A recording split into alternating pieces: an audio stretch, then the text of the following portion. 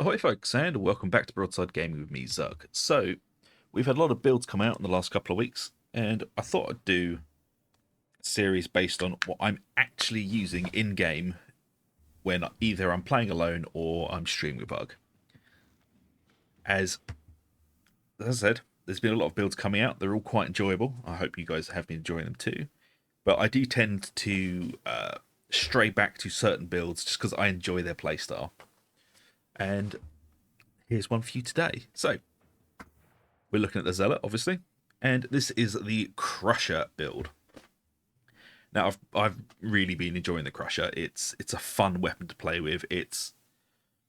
I prefer it more than the Thunderhammer. Yet the Thunderhammer, yes, does have far better monstrosity damage. Like you can 1 or 2 tap demon hosts and all that sort of thing. But other than that, I find them a bit awkward to use.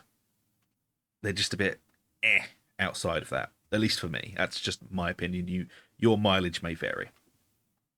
But I do keep straying back to this Crusher build, and I just really enjoy it. So, how does it work? Well, first of all, we're using the Crusher, obviously. And for the modifiers, we're using damage, crowd control, power output, and penetration, lol, as our maxed out modifiers. And our dump stat is going to be defense, because, as I always say, the best defense is a good offense. So for the perks, we're going with flak armored enemies as usual, because flak is the most prevalent armor type in the game. And we're going for carapace to help us deal with crushers and maulers. The reason we're not going for unyielding is because we're also taking the spearhead bolt gun, which is going to be like a lot better for dealing with monsters, as you can just mag dump into them and generally shred the hell out of them. I mean, you can change out Carapace for unyielding, but I do think you get more out of Carapace. Anyway, for the blessings, we're using Skull Crusher. Target receives plus 4 stacks of 10% damage if already staggered, lasts 5 seconds, and Slaughterer. Plus 8% strength for 4.5 seconds on kill, stacks 5 times. Now, you can go a few different ways with the Crusher and what blessings you want to use. I changed them a lot. And there it is. So I would say Skull Crusher you want as your permanent blessing on here, but I do tend to jump between either changing out Slaughterer for Thrust. It's very good, especially if you just want to go for like a heavy attack style. This will give you a lot more damage. Or you can go for something like Thunderstrike. Target receives plus 4 stacks, 10% impact if already staggered. That's good for keeping stuff, staggered and off their footing. But, it's what you prefer, really. So, I tend to stick with Slaughterer, but if you want to, you can change it out to Thrust, just whatever you fancy. I just think Slaughterer you get a little bit more out of, especially when you actually, the combat starts ramping up and you're literally just careering from one pack to another. Whereas Thrust will give you better, heavy attack damage versus a single target. So, it's up to you. I prefer Slaughterer. So, for a ranged weapon, we're using the Spearhead Bolt Gun, with mobility being our dump stat, and everything else is going to be at 80. So, damage, reload speed, collateral, and stability at 80, mobility at 60. And for the perks, we're going for flak armored enemies, as again is the most prevalent armor type in the game. And of course, unyielding, because this is what I used to mag dump into bosses. The bolt gun is ridiculously good these days. It's very, very accurate, and it just does ridiculous amounts of damage. So for the blessings, we're going with Fire Frenzy. Gain plus 10% close damage for 3.5 seconds after killing an enemy at close range, stacking 5 times. And Inspiring Barrage gives us plus 4% toughness for every 10% of magazine spent during continuous fire, stacks 5 times. Inspiring Barrage is basically there for us to farm our toughness back. It's a really good little defensive blessing. Now, let's just have a quick look in the masteries for it. So, if you didn't want to take Inspiring Barrage, there are a few other bits and pieces you can take for it. I would not suggest taking Surgical, because you don't want to be aiming down sights. This weapon is for mag dumping, so surgical isn't really a great option. You can take Cavalcade if you want more crit. For plus 5% critical chance for every 10% of the magazine spent during continuous fire, stacks 5 times. It's a nice little damage upgrade, and of course we've got Pinning Fire for 5% strength for every enemy you stagger, stacks 5 times. These are all quite good, and of course you've got Shattering Impact, target receives plus 4 stacks of 2.5% brittleness on direct projectile hit. Debuff lasts for 5 seconds and can stack up to 16. So Shattering Impact is very good for dealing with heavily armoured targets. But again, for the higher difficulties, I do prefer something a little bit more defensive. So Inspiring Barrage is usually my go-to for my second blessing. But again, Cavalcade, Pinning Fire, Shattering Impact, they're all good picks. I always encourage you guys to fiddle around with the build and see what works best for you. As, you know, not everyone works the same.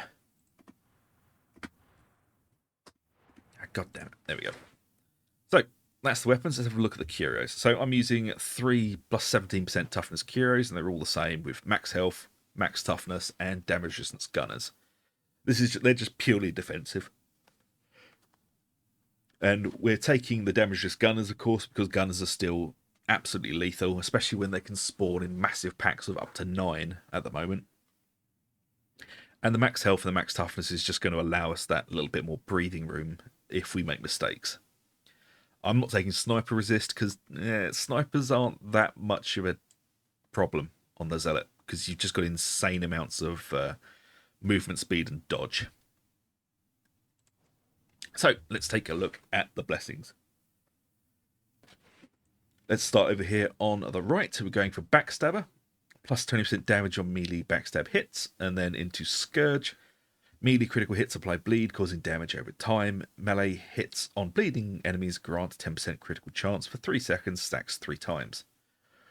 And then into the toughness boost and into Second Wind. Replenish 15% toughness on a successful dodge. This is going to be a massive theme through the build. Dodging is just going to give us huge amounts of buffs.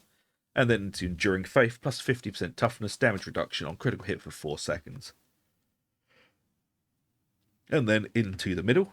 Anointed in Blood, up to 25% base range damage, reduced the further you are from the target. This is going to help us mag dump into either big groups of enemies or into monstrosities, and we get more damage the closer we are.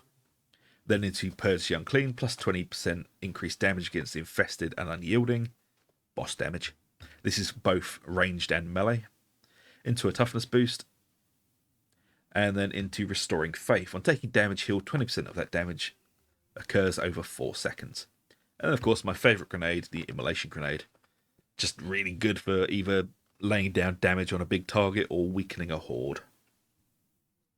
Then into the toughness boost, and then into the toughness damage reduction. Then we're picking up Dance of Death, minus 70%, 75% spread and 50% recoil for 3 seconds on successful dodge. This is just going to make the bolt gun insanely accurate. Thy Wrath be swift. Enemy melee attacks cannot stun you. On taking damage, gain plus 15% movement speed for 2 seconds. Again, just a nice little defensive perk there. Into melee damage over here. Then into plus 5% movement speed. Into Duelist. Plus 50% weak spot and critical hit damage for 3 seconds on successful dodge. Again, we're stacking up all that buff on dodge here. Into Until Death. Fatal damage instead grants you invulnerability for 5 seconds. Can only occur every 2 minutes. Into Holy Revenant. When Until Death ends, you regain health based on the damage you dealt during Until Death. To a maximum of 25% health. Melee damage dealt heals for 3 times that amount. Then into Benediction. Plus 15% toughness damage reduction for you and your allies' incoherency. Into Toughness Boost. And then we're grabbing Fury of the Faithful. Dash forward, replenishing 50% toughness and gaining 20% attack speed for 10 seconds. Your next melee hit gains 25% damage and is a guaranteed critical hit. And then we've taken up Redoubled Zeal for 2 charges, as this is just insanely good. And then down here into Suppression Dealt. We don't really care about this, but we want to get into this tree here. Then into Punishment. Melee attacks that hit at least 3 enemies grant plus 5% Impact strength for 5 seconds, stacks up to 5 times. At max stacks, gain uninterruptible. So impact is basically just stagger. And then into the movement speed boost here. Then we're picking up Invocation of Death, plus 200% ability cooldown regeneration, for 4 seconds on melee critical hit. Then into Blazing Piety, our keystone. Plus 15% critical hit chance for 8 seconds when in Fury. Fury is triggered when 25 enemies have died within 25 meters of you. Then Fury Rising, critical hits also count up towards triggering Fury. And of course, Righteous Warrior, plus 10% critical hit chance from Blazing Piety. So this is a very, very, very simple build to use. You really don't have to do that much apart from dodge, which you kind of should be doing anyway. So you don't really have to do anything special to trigger any of your abilities. Just keep swinging and watch everything die, really. And I think that's what I really love about this build. It's just the simplicity of it. There really isn't that much you have to do apart from get stuck in. And with the Crusher, it's very good at both ways of attacking. Light attacks and heavy attacks. It's got a very, very powerful overhead strike. But if you're trying to, say, keep a horde staggered to help your teammates, the light attacks have a real nice pack to them, allowing you to basically just hold up a horde until your team is ready to go again. And of course, don't forget, you've got the special action button, which charges the hammer, or the club, whatever the hell it is. As you see, not quite as powerful as the old Thunder Hammer. But, it does its job. Especially if you mix this in with conjunction with your charge. It does a respectable amount of damage. If you actually hit it on the head, like I apparently can't do. There you go. And of course, bolt gun. As I said, this thing is ridiculously accurate now, so if you have to, you can snipe out specials at quite a distance. But I mostly use it for just doing this. Just mag dumping into things.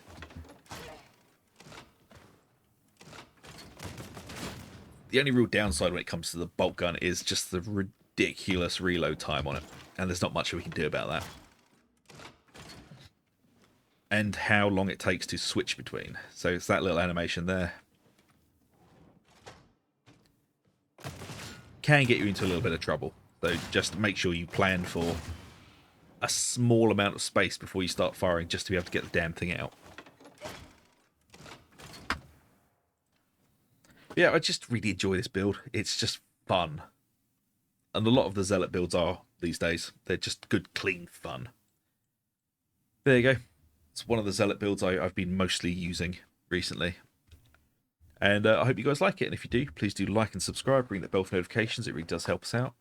And there should be more builds coming this week as always. So watch out for them. And until next time, take it easy. And I'll see you later.